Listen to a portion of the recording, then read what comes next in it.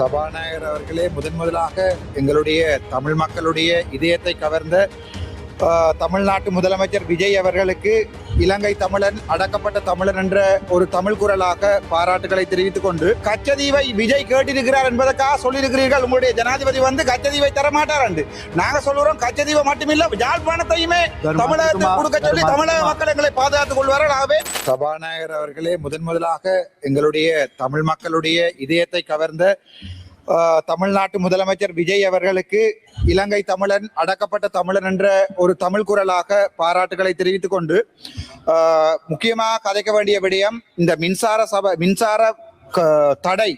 அது வடக்கு மாகாணத்துல தீவு பகுதிகளில் மின்சாரம் என்பது வழங்கப்படுவது இல்லை என்பது ஒரு மிகப்பெரிய குற்றச்சாட்டு. அண்மைய தினங்கள்ல நான் நெடுந்தீவு அல்லது டெல்பிக்கு பயணித்த போது அங்கே பாதிக்கு பாதி மக்களுக்கு மின்சாரம் இல்லை. ஒரு கிழமையில கிட்டத்தட்ட 7